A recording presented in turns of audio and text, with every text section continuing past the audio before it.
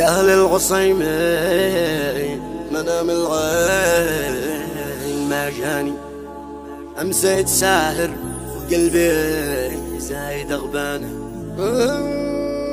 من فرقتك يا حبيبي زادت أحزاني وضاق حالي ودمع العين شنانه.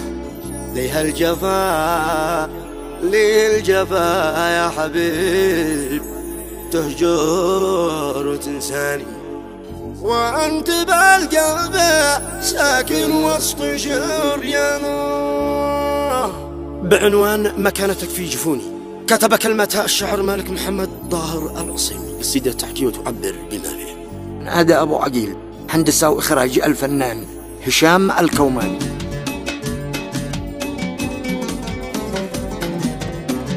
مع تحيات تسجيلات الكوماني. قال العصيمي ما أنا ما عيني ما جاني، أمسيت زاهر وقلبي زايد غبانه. من فرقتك يا حبيبي زادت أحزاني وضاق حالي ودمع العين شنانه. عليه الجفا يا حبيبي تهجر وتنساني، وأنت بالقلب ساكن وسط شريانه. مكانتك في جفوني داخل عياني، مغرم بحبك ونفسي فيك والهنا. أنت الوحيد من ساكن حبه بشرياني، والقلب للغير يا زي صك بيانه. يا من كلامك يداوي الهم واحزاني، لقد تكلم ينزل من قلبي احزانه. والمبسم احمر يقطر شدد وعاني، محروم من شرباتي والنفس غرشانه.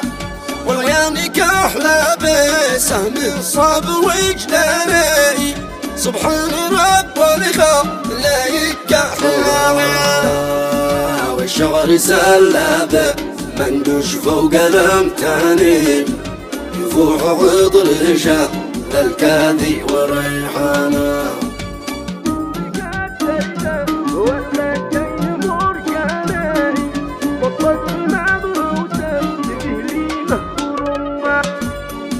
والأنفك السيفة والخدين مرجاني، والصدر مغروسة فهلي مهبور رمانه. ما مثل حسنك بسوري لا ولبناني، ما تشبهك بين هذا الكون إنسانه. أنت حياتي وروحي ما سواك ثاني، إن شاء الله عقلي بنظرة عين فتانة. ومسيت أخط القرع صعيد بعد بالحنين، لجلك كتبت القهواري بجمع الحنان. يا ليتني أنا بك في طول الأزمان، ما فارقك لو يلف الجسم بأكفانه. لانت نصيبي قواسم لك بيك بعياني، احرص عليك وسعدك لو كنت زعلان. لكن أسف يا الحبيب حظي تحداني، خير ظنوني وقلبي بنيرانه. يا خلي شلوك عني غبن الأغباني، عليك يا طب قلبي وانت سلوانه. يا غصن راوي زورعتك وسط بستاني، جناك غيري وأرادك زهر بأمسانه. مجروح بعدك ودمع العين بوجاني، والنوم قد غادر الأعيان وجفانه.